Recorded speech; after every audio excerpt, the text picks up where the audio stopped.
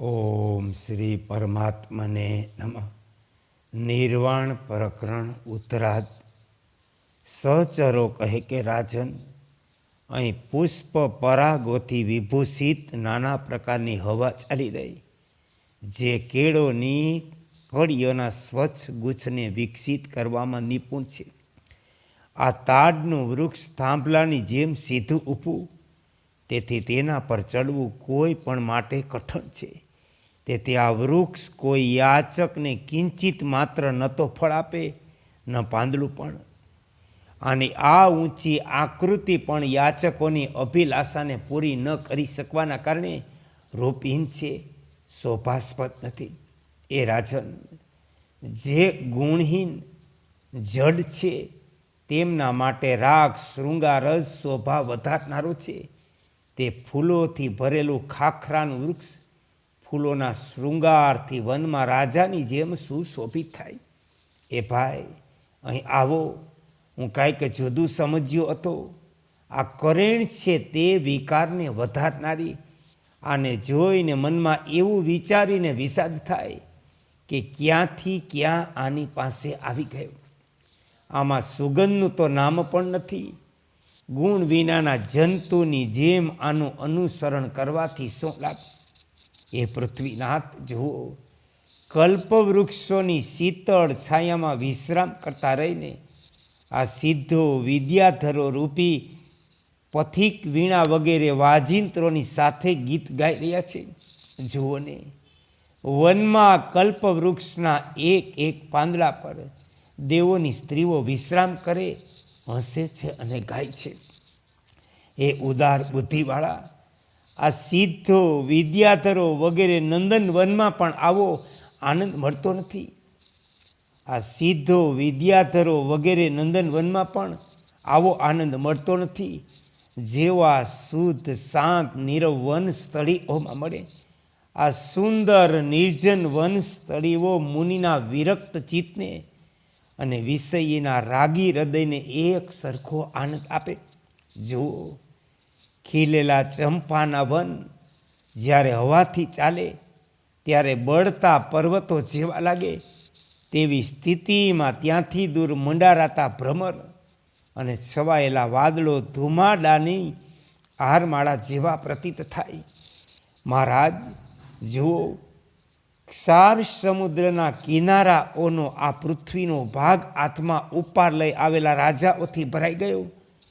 તે બધાયનો ઘોંઘાટ ત્યાં પ્રસરી ગયો, જે બહુ સારો લાગે. એ દેવ, પશ્ચિમ દક્ષિણ ઉત્તરના ક્ષાર સમુદ્ર સુધી આ જંબુદ્વીપમાં જે રાજાઓ આ ભયંકર યુદ્ધથી જીવતા બચી ગયા, તે બધાયના માથા પર પોતાના ચરણ મૂકવાની કૃપા કરો. ભિન્ન ભિન્ન જનપદોના ભૂભાગની પ્રત્યેક દિશામાં કાયમી રક્ષા માટે નીતિશાસ્ત્ર પ્રમાણે યોગ્ય વ્યક્તિઓને શાંત ચિત્તે શાસન વ્યવસ્થાના અધિકાર આપો. ત્યાર પછી અસ્ત્ર શસ્ત્ર સેનાની વહેંચણી કરો. શ્રી વશિષ્ઠજી કહે, રઘુનંદન, ત્યાર પછી તે ચારેય વિભસ્ચિતિઓએ સમુદ્ર તટે બેસી રાજ્યનું તમામ કાર્ય સિદ્ધ કર્યું. ત્યાં તો રાત્રિ થઈ ગઈ, બધા સૂઈ ગયા. તેઓ નદીઓના પ્રવાહની જેમ બહુ દૂર સુધી સમુદ્ર તટ સુધી ચાલ્યા આવ્યા.